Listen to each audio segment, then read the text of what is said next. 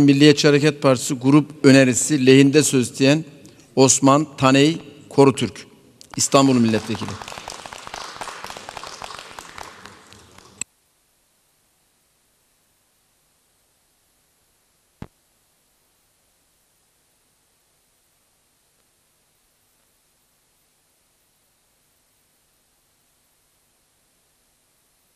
Sayın Başkan, değerli milletvekilleri, sizleri saygıyla selamlıyorum. Değerli milletvekilleri, Irak, Türk dış politikasının son dönemde gündeme çok gelen bir tabiriyle kilit taşlarından biridir. Kilit taşıdır ki Irak bu bölgede bir denge unsurudur. Irak, İran'a karşı bir denge oluşturur, Körfez'e karşı bir denge oluşturur ve Irak'ın bütün kalması halinde bu denge korunacağı için Türkiye'nin bu çok işine gelecek bir konumdur. Aksi takdirde bu bölgede dengeyi kurabilecek tek bir aday ülke vardır. O aday da Türkiye'dir. Türkiye'nin de böyle bir arzusu, böyle bir beklentisi olmamak gerekir.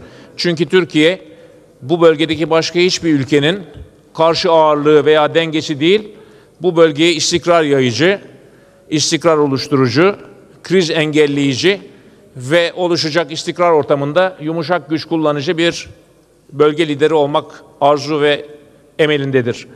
Şimdi Irak bu kadar önemli bir ülkeyken Irak'la ilişkilerin giderek ihmal edildiğini üzülerek görüyoruz. Irak harekatından hemen sonra Türkiye Irak'a çok ciddi bir şekilde ilgi göstermiş. Irak'a komşu ülkeler adlı bir mekanizma kurmuş. O mekanizmayla Irak'ın toprak bütünlüğünü, milli egemenliğini ve hakimiyetini korumak için gerekli önlemleri almış ve bu önlemleri ilerletmişti. Öyle bir noktaya gelmişti ki bu mekanizma bir zaman Irak'a komşu ülkeler ve Güvenlik Konseyi'nin daimi üyeleri şeklinde genişlemiş. Buna Türkiye başkanlık ederek Irak'ın birliğini, bütünlüğünü korumuştu. Hepiniz biliyorsunuz, Irak toplumunun birkaç ana katmanı vardır. Irak toplumunun ana katmanları Şii Araplar, Sünni Araplar, Kürtler ve Türkmenlerdir. Irak toplumunun ana katmanları içerisinde hak ettiği konumu elde edemeyen, Irak toplumunun gerçek bir ana katmanı olduğunu kağıt üzerinde olsun, fiiliyatta olsun ortaya koyamayan bir tek topluluk Türkmenlerdir.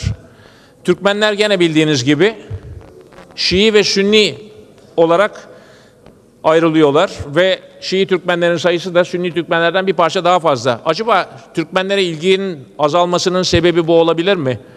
Gerçi iktidar adına konuşan arkadaşlarımız gayet güzel ifadelerde bulunuyorlar. Irak'a ırk, dil, din, mezhep ayrımı yapmadan bakıldığını söylüyorlar ama gidişat bunun böyle olmadığını gösteriyor. Şimdi baktığınız zaman Irak'ta çok ciddi bir mezhep çatışması var. Bu mezhep çatışmasında hükümetin Şii lider Maliki'ye karşı takınmış olduğu tavırla Maliki'yi Irak'a doğru itmiş olmasında ciddi payı bulunuyor. Irak'ta her gün her yerde patlamalar oluyor, suikastlar oluyor ve bu suikastlardan maalesef Türkmenler de nasibini alıyor. Geçtiğimiz günlerde Tusurmatu'da vuku bulan büyük patlamada hayatını kaybeden Irak Türkmen Cephesi Başkan Yardımcısı Ali Haşimi Muhtaroğlu çok önemli bir şahsiyetti ve Irak Türkmen Birliği içerisindeki Şii kanadın temsilcisi olarak başkan yardımcılığında bulunuyordu. Şimdi Irak'la Türkiye'nin ilişkilerini düzenlemek için hemen Irak harekatının başlamasıyla eş zamanlı olarak ihdas edilmiş olan bir Irak özel temsilciliği görevi vardı. Irak özel temsilciliği görevi hasbelkader ilk defa benim tarafımdan üstlenilmişti. Ve biz burada Irak'ın birliğini ve bütünlüğünü sağlamak, diğer bütün toplum katmanları içerisinde Irak Türkmenlerinin de Irak içerisinde hak ettikleri yeri almalarına katkıda bulunmak için ciddi çaba gösteriyorduk. Iraklı Türkmenlerin sayısı konusunda, yerleşik oldukları bölgeler konusunda çok muğlak bilgiler var. Niçin muğlak bilgiler var? Çünkü demin de söylediğim gibi bir kısmı Şii olan bu Türkmenler Velayet-i Fakih Müessesesi'nin etkisiyle Şii oylarıyla birlikte oy kullanıyorlar seçimlerde ve dolayısıyla bunların rakamları, sayıları Şiilerle beraber sayılıyor. Türkmen rakamı kaçtır, nedir tam olarak bilinmiyor ama oradaki ciddi Türkmen ağırlığının her halükarda Türkler koruyucusu olması lazım. Aynen Kürt ağırlığının koruyucusu oldukları gibi, Şii ve Sünni Arapların koruyucusu oldukları gibi ayrımsız.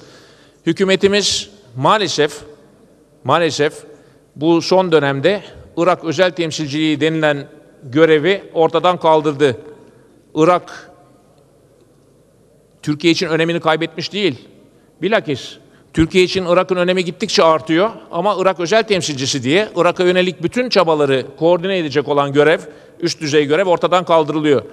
Buna karşılık görüyoruz hep çabalar Suriye'ye yönelmiş. Suriye'de de Türkmenler var. Onlarla ilgili ne yapılıyor o da belli değil.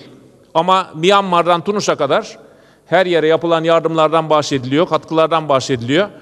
Ama hemen komşumuz yanı başımızda iç savaş benzeri bir karmaşa içerisinde bulunan Irak konusunda biz bu ilgiyi hükümetten göremiyoruz.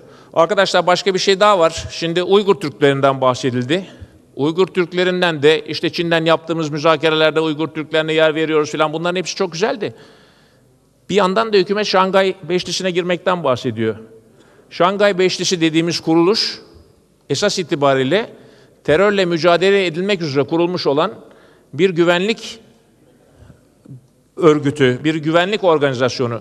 Bu güvenlik organizasyonunun Çin açısından hedefi Uygur Türkleri ve Uygur Türklerin bağımsızlık hareketi. Biz Şangay Beşlisi'ne gireceğiz diyen hükümet, Şangay Beşlisi'nden Kuzey Atlantik Antlaşması Teşkilatı, NATO'nun çelişmesini acaba görüyor mu? Birine girdiğiniz zaman öbüründe olmanız ihtimali yok. İkincisi, acaba hükümet Şangay Beşlisi'ne girdiği zaman Şangay Beşlisi'nin hedeflerinden biri olan Uygur Türkleriyle mücadeleyi de kabul ediyor mu? Bunu bilerek mi, isteyerek mi yapıyor? Eğer bilerek ve istemeyerek yapıyorsa o bilerek yapmasından biraz daha vahim. O zaman dış politikamızın ana istikametleri konusunda, Türkiye'nin öncelikleri konusunda yeterli bilgimiz yok diyebilir miyiz?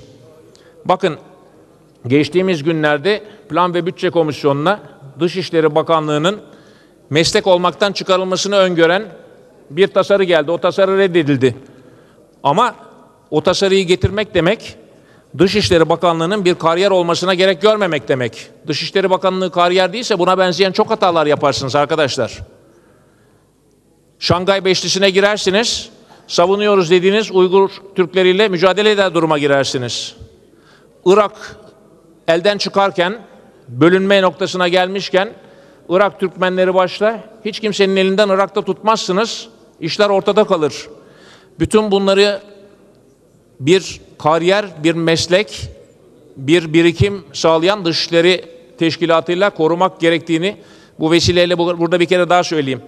Şimdi konuların önemli konular olduğunu iktidar adına konuşan değerli arkadaşım da biraz önce söyledi.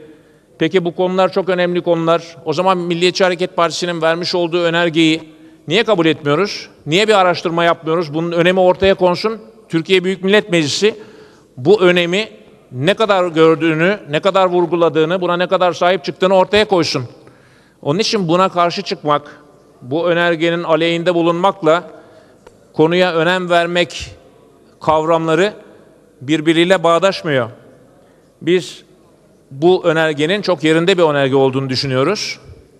Suriye konusu zaten Orta Doğu'daki ilişkileri baştan sona zehirlemişken bir de Irak konusunun bunun yanına yaklaşıp artık Türkiye'nin içinden çıkılmaz bir cenderenin içine çekilmesini engellemek için bu konuları mutlaka meclis içerisinde araştırmak, mutlaka konuşmak, mutlaka tartışmak, doğruları bulmak ve bu doğrular üzerinde Türkiye Büyük Millet Meclisi'nin birleştiğini göstermek gerekir diye düşünüyoruz. Değerli arkadaşlar, dış politika bir milli konudur. Dış politika ancak milli bir konu, milli bir politika olduğu takdirde güç kazanır ve takip edilebilir. Ama bu uygulanan dış politikada muhalefetin bütün tekliflerini reddedip kendi bildiğini okumak, üstelik de kendi bildiğini de muhalefetten aynı görüşteymiş gibi göstermek hiç doğru bir davranış değil. Benim sizlerden samimi isteğim bir kere olsun Türkiye'nin etrafındaki bu ateş çemberine eğilecek. Bu konular üzerine siz de eğilin.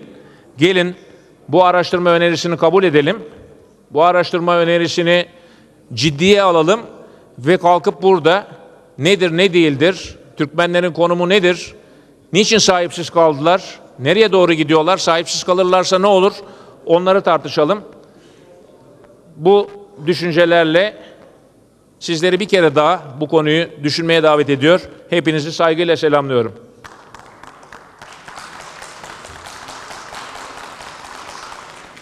Teşekkür ediyorum.